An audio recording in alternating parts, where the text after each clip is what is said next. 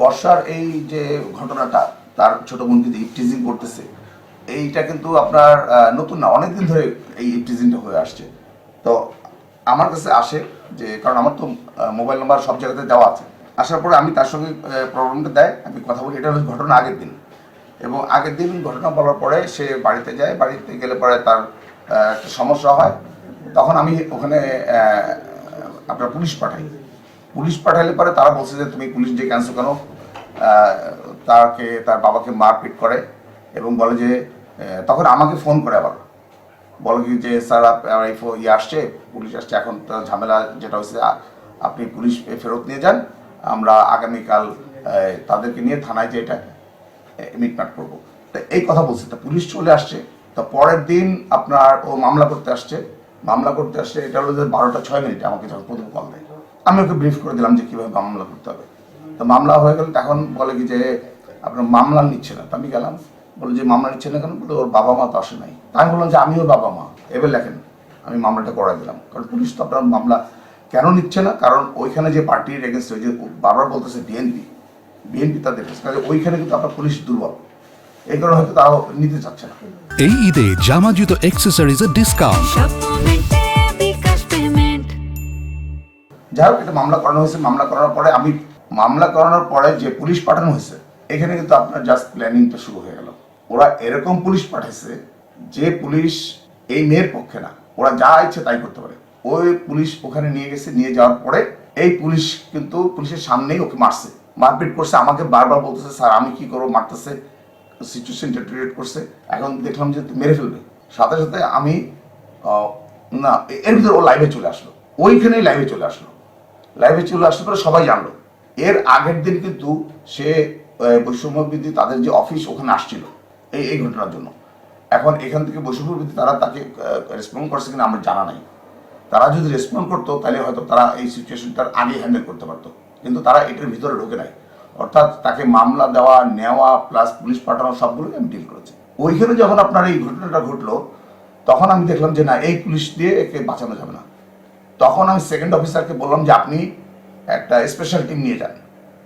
তো উনি বললো স্যার আমাকে তো স্পেশাল টিম না, ওসি তো একটা টিম নিয়ে অলরেডি বেরো গেছে। মানে এটা হলো একটা প্ল্যানিং, যাতে ফোর্স না পায়। তারপর আমি কয়জন দিয়েছে, বলে যে স্যার আমি তো 5জন পাইছি, একজন ড্রাইভার আর আমি আর 3জন, আমাদের তো বুলেট প্রুফ জ্যাকেটও নাই। আমি বললাম ঠিক আছে, যে আপনারা মুভ করেন, কারণ ওদিকে ক্রাইসিস হচ্ছে, মারতেছে।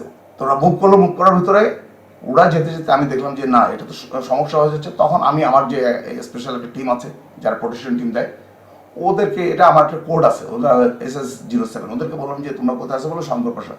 ওদেরকে বললাম, ওরা ইমিডিয়েটলি ওখানে গেল। ওখানে যাওয়ার পরে ওরা মোটামুটি আপনার সিচুয়েশন তাদের নিয়ন্ত্রণে নিয়ে এখান থেকে যিনি অফিসার গেছেন, ওনাকে 2টা রিকোয়ারমেন্ট বলেছি, যে আপনার আসামি ইপটিজিং করেছে তাকে ধরবেন, তাকে ধরে আপনি নিয়ে আসবেন। ওইখানে তাকে উঠানোর পরেই হলো যে 250 মানে 400-500 লোক জড়ো হয়ে গেছে। আর আমার ওখানে সিকিউরিটির লোক যারা আছে, তারা বারবার বলতেছে যে স্যার আপনারা কোথায়, আপনার পাঠান, এই করতেছে। এক সময় এই যিনি সেকেন্ড অফিসার, উনি বলতেছে যে স্যার আমরা তো ঠেকাইতে পারতেছি না, আপনি স্যার একটু ফোর্স পাঠান, এদিকে পুলিশ পাঠাচ্ছে না। আমি তখন আর্মিকে ফোন দিলাম, আমি ফোন দিলাম ক্যাম্প কমান্ডারকে, ক্যাম্প কমান্ডার ধরে নাই। তখন আমি ফোন দিলাম তার কমান্ডিং অফিসার লেফটেন্যান্ট কর্নেল মিনহাসকে, উনি ধরে নাই। দিলাম তার ব্রিগেড কমান্ডার ব্রিগেড আহসানকে, উনি ধরে নাই। তারপরে কল দিলাম হলো 9ম পদাতিক ডিভিশনের কর্নেল স্টাফ, তাকে, উনি রিং ধরে নাই।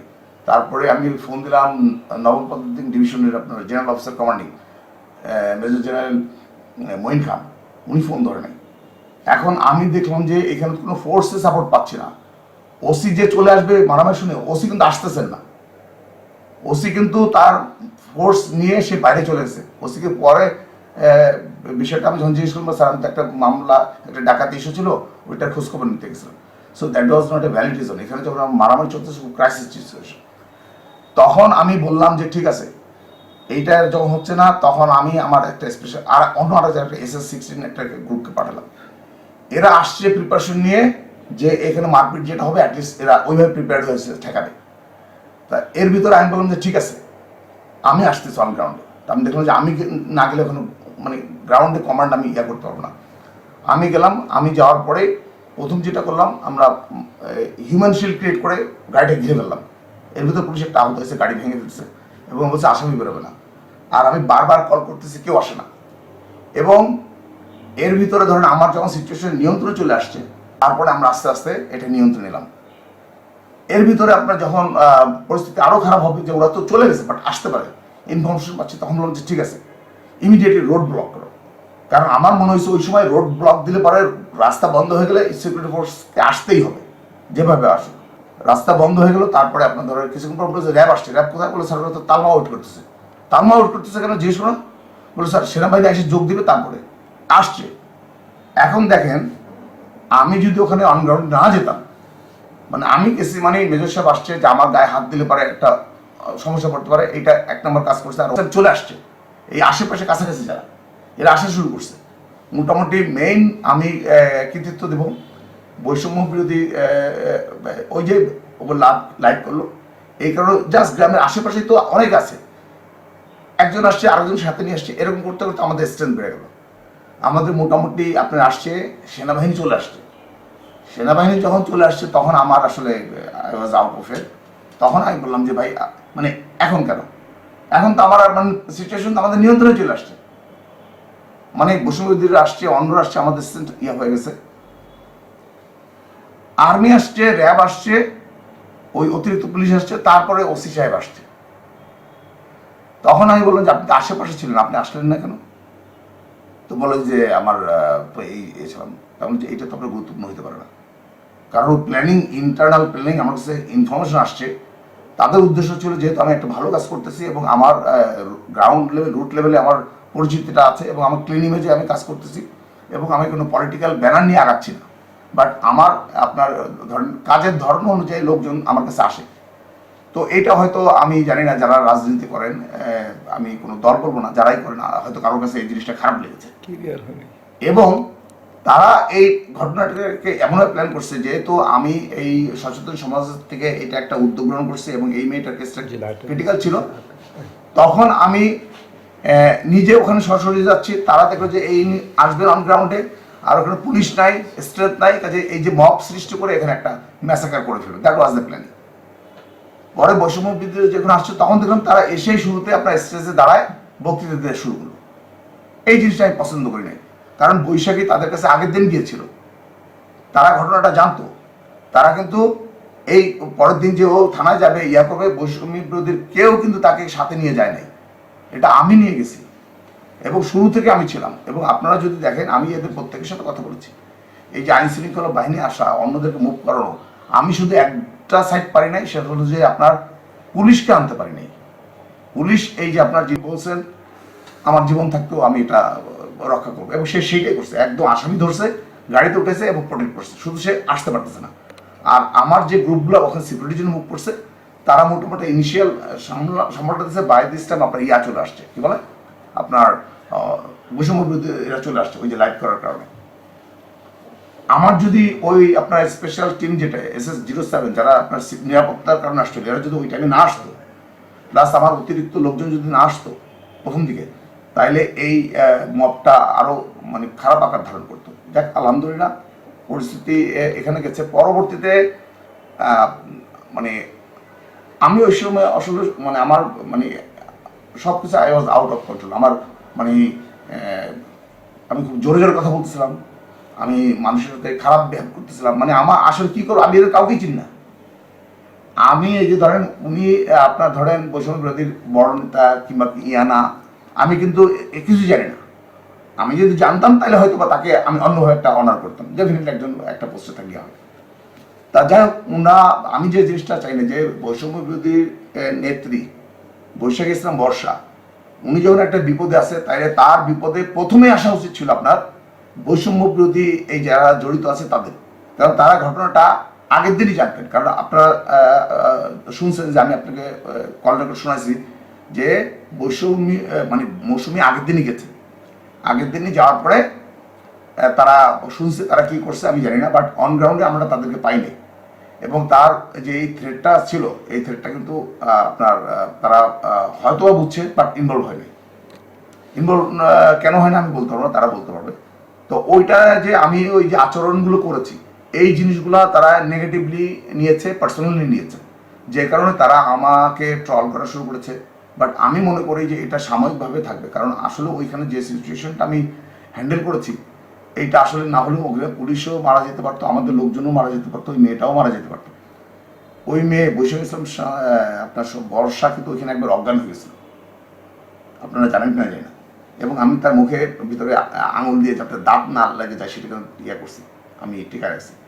এবং ওরে আমি সবসময় মা বলে ডাকতাম। আপনি দেখবেন যে আমার সমস্ত কনভারসেশন ইয়ে করছে, আমি ইয়ে করছি যে আমি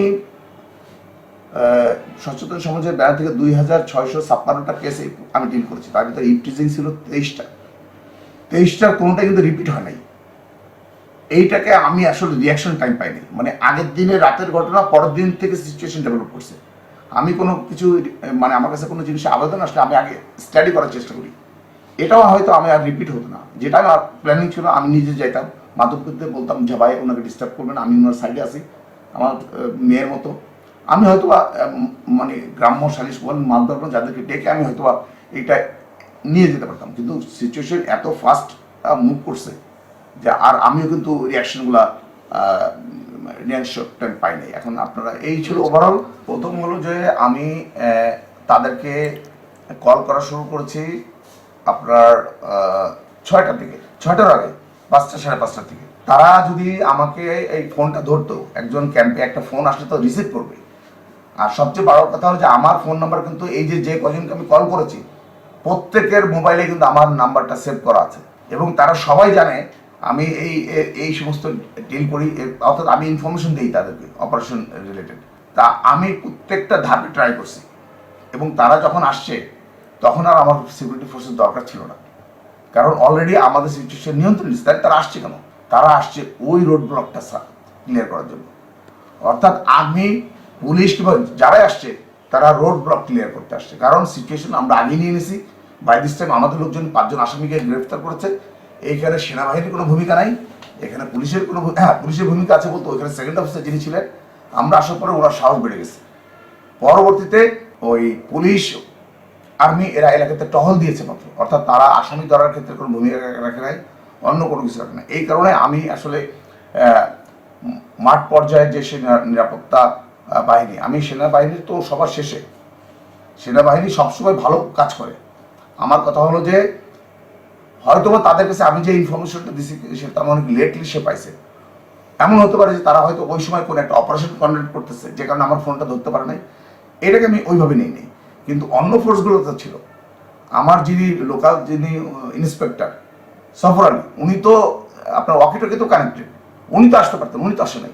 আইন শৃঙ্খলা বাহিনী তো পাই নাই, তারা তো আসছে অনেক পরে, ঘটনার পরে। আমরা যখন ঘটনার সিচুয়েশন এই হ্যান্ডেল করেছি, আপনারা আমার অন্য জিনিসগুলো আপনারা দেখলে বুঝতে পারবেন। প্রথম হলো যে এই আমি যে সচেতন সমাজের ব্যানারে কাজ করি, ইফটিজিংয়ের আগে 23টা কেস পেয়েছি। এই কেসে আমি কিন্তু রিয়াকশন টাইম পাইনি, মানে ওই বর্ষা আগের দিন রাতের থেকে কিন্তু মারপিটের শিকার হয়েছে তার বাবা, আপনারা শুনলেন তার মুখেই। তো এখন ওই ঘটনায় কিন্তু ওই দিন কিন্তু বর্ষা কিন্তু আপনার সচেতন, তার আপনার বৈষম্য বিরোধী তাদের সাথে কানেক্টেড ছিল, কথা বলেছে, আপনারা জানেন, কিন্তু কেউ আসে নাই। আর আমি আসলে আইনের প্রতি শ্রদ্ধাশীল, এবং ওখানে পুলিশকে কিন্তু আমরাই প্রোটেক্ট করছি, এবং মানবশীল ক্রিয়েট করে ওখানে পুলিশ যে একজন আহত হয়েছে, আমি যাওয়ার পরে ওই পুলিশের গাড়িটাকে প্রোটেক্ট করেছি। আপনি ওদেরকে সেকেন্ড অফিসার যারা ওখানে অন গ্রাউন্ডে ছিলেন তারা জানেন আমরা তাদেরকে কিভাবে প্রোটেক্ট করেছি, 1 নম্বর। আর ওখানে আপনার আইনশৃঙ্খলা যারা আসছে তাদের সঙ্গে আমি আসলে এটা বলতে পারেন যে আমার মানে একটা ক্ষোভের থেকে আসছে যে আমরা এত বড় ক্রাইসিস, আমি তো মারা যেতে পারতাম। এতগুলো লোক যদি মারা যেত তাহলে অন্য ধরনের নিউজ হতো। আমি তো ধরেন এই প্রথমবার অন গ্রাউন্ডে যাই আমি সিচুয়েশন ফেস করছি। এর আগে 2656টা কেস আমি ডিল করেছি, কোনো কেসে আমি যাই নাই। একটা কেসে আমি গিয়েছিলাম যেখানে 3টা গ্রাম এবং 3টা ইউনিয়ন ইনভলভ ছিল, যাই ওই গল্পে আমি না যাই। 2 নম্বর হলো যে আপনার রাজনৈতিক, আমি যেহেতু এই সালতা নগর এই 2 উপজেলায় অনেক নেতা থাকতে আমি এইটাতে গেলাম কেন? আমি আপনাকে আগেই বলছি আমি সোশ্যাল ওয়ার্ক করতেছি, এবং যারা মানুষের সমস্যা পড়ে সেগুলো ডিল করি। আপনারা ব্যানার দেখতে পারবেন, সেগুলো কিন্তু বলা আছে ক্লিয়ার কাট, এবং এটা অরাজনৈতিক সংগঠন, এবং কোনো রাজনৈতিক বক্তব্য আমি কখনো দিই নাই। অর্থাৎ আমি যত জায়গাতে কর্মকাণ্ড করেছি কেউ বলতে পারবে না যে আমি কোনো দল, পার্টি, ব্যক্তি সম্বন্ধে কোনো মন্তব্য করেছি, এটা আপনি মানে কেউ বলতে পারবে না। এমনকি আমি যখন চলাচল করি আমি কিন্তু একা এবং আমার সাথে ড্রাইভার, তাছাড়া আমার সাথে অন্য কোনো লোক থাকে না। কাজেই এখন আমি ওখানে কেন গেলাম, কারণ আমার কাছে তো বর্ষা ইসলাম তার সাহায্য চাওয়ার জন্য আসছে, আমি তো নিজের থেকে যাই নাই। এবং সে কিন্তু বৈষম্য বিরোধী তাদের যারা সিনিয়র লিডার আছে তাদের কাছেও গেছেন, তারা কিন্তু আসেন নাই। এবং এই বৈষম্য বিরোধী সিনিয়র লিডাররা পরে আসছেন যখন সিচুয়েশন ম্যানেজ হয়ে গেছে। আমি কৃতিত্ব দিই বৈষম্য বিরোধী ওই সমস্ত সদস্যের যারা আপনার আশেপাশে গ্রামে ছিল, সবাই ছুটে আসছে। এই যে ধরেন ওরা একদম শুরু থেকেই, তারা যেমন আরেকজন ছিল তার হাতে আপনার বাড়ি লাগছে, আমার সাথে গেছিল আমি যখন যাই, এবং সে হাসপাতালে মনে হয় ট্রিটমেন্টের জন্য আসছে। কাজে এই লোকাল যারা বৈষম্য বিরোধী ছিল, আমি নিজেই তো বৈষম্য বিরোধী, আমি বললাম। কারণ আমি সামরিক সদস্য যারা আপনার মাঠে নামছিল 5ই আগস্টের আগে, আমি ছিলাম তাদের সাথে, আমি মানে অগ্রভাগে ছিলাম। তা আমি ধরেন এই কারণে আর ওখানে যারা কেন্দ্রীয়তে আসছে আমি আসলে তাদের কাউকে চিনি না। এইটা কারণ আমি যদি তাদেরকে একটা বলা যায় আমার তখন মানে মানে I was out of it, সিচুয়েশনটা এমন ছিল যে এখানে মৃত্যুর ভিতরে কিন্তু আমি আসছি। যে আমি যেহেতু তাকে কথা বলছি এবং আপনারা দেখবেন একটা আমি স্ট্যাটাস দিচ্ছি, মানে আসতেছি এবং স্ট্যাটাস দিচ্ছি ওই সিচুয়েশনে, যে আমি আজরালকে বলে দেবো তোর আগে যেন মৃত্যু না হয়, এটা আবেগিক। বাট এখানে এটাকে আবার কেউ ধর্মীয়ভাবে টান দিচ্ছে, আমি পোস্টটা ডিলিট করে দিয়েছি, যে না ঠিক আছে একটা পজিটিভ টানে। বাট এগুলো হলো আমার সব যে একটা আমি যে দায়িত্ব নিয়েছি, দায়িত্বটা আমি খুব সম্পূর্ণভাবে আপনার সার্থকভাবে যাতে আমি সম্পন্ন করতে পারি, এই জন্য আমি কমিটমেন্ট ছিল আমার, আমি এই কমিটমেন্টটা পুরা করেছি এবং আমি কিন্তু সাকসেস হয়েছি। এখন আমি আপনাদের মাধ্যমে বলতে চাই, যারা এই বৈষম্য বিরোধী ধরেন সিনিয়র লিডার ওখানে আসছিলেন, আমি মূলত তাদেরকে চিনি না। তো আমার দুইটা কারণে তাদের সাথে আমার এই ধরেন বোঝাবুঝি ভুল হয়েছে এবং আমার কথাগুলোই তখন উচ্চ স্বরে ছিল সবগুলাই। আপনারা দেখছেন আমি সেনা কর্মকর্তাদের সাথে কথা বলেছি, সেটা উচ্চ স্বরে। আপনারা যদি খেয়াল করেন পরে কিন্তু আমি সাংবাদিকদেরকে আমার মানে আইন শৃঙ্খলা রিলেটেড ইস্যুতে কিন্তু আমি একটা পজিটিভ নিউজ দিয়েছি, আপনারা দেখেছেন এখানে জায়গাটা। সাংবাদিকদেরকে বলেছি যে সেনাবাহিনী কাজ করছে ভালো, সবাইকে কিন্তু আমি প্রেস করে কথা বলেছি। কারণ ওই সময় আই ওয়াজ স্কুল, তখন আমি রিয়েল জিনিসটাকে আপনার ওটা কিন্তু আমি ফেসবুকে ছেড়েছি, আপনারা যদি দেখেন আমি নিজে দিয়েছি, আপনারা আমি জানি না আমি আপনাদেরকে শেয়ার করতে পারি। তা এই এরকম সিচুয়েশন যদি মানে আমি জানি না, আমি ইনভলভ না হলে হয়তো এখানে মানে পার্সোনালি যদি ইনভলভ না হতো তাহলে হয়তো এটা অন্য রকম কিছু হয়ে যেতে পারতো, এটা আমি বুঝতে পারছি। কারণ ওখানে বৈষম্য বিরোধী আসার আগ পর্যন্ত আর পুলিশের গাড়ি ভাঙচুর এবং পুলিশকে মারার এই মাঝখানের সময়টা কিন্তু আমার লোকজন ট্যাকেল দিয়েছে। এটা আমার ধরেন SS-07 যেটা আসছে ওটা ওরা আসছে ডাঙ্গি থেকে, তারা শঙ্কর পাশায় ছিল, তারা কতগুলো মোটরসাইকেলে আসছে, আবার এদিকে আপনার রামনগর থেকে মুভ করেছে। কাজে এই টোটাল লোকজন কিন্তু ইনিশিয়ালি খুব ফাস্ট চলে আসছে, তারপরে আস্তে আস্তে লোক আসছে। তো আমি আপনাদের মাধ্যমে এটা বলতে চাই, যারা আমার কথায় কষ্ট পেয়েছেন আমি দুঃখ প্রকাশ করছি, এটা অনাকাঙ্ক্ষিত। আমাদের আপনার কারোর সঙ্গে কোনো শত্রুতা কোনো জড়িত নাই, কারণ আমি একটা অরাজনৈতিক প্ল্যাটফর্ম থেকে কাজ করছি এবং আমার এই কর্মকাণ্ডের সময় আমি কখনোই কোনো রাজনৈতিক দল বা রাজনৈতিক ব্যক্তি নিয়ে কোনো মন্তব্য করি নাই, এটা কম বেশি সবাই জানেন। আর যদি কোনো রাজনৈতিক দলের নাম চলে আসে, এটা কিন্তু বর্ষার মুখ দিয়ে যেটা বলেছে ওইটার রেফারেন্স হয়তো আসতে পারে, তাছাড়া আর কিছুই না।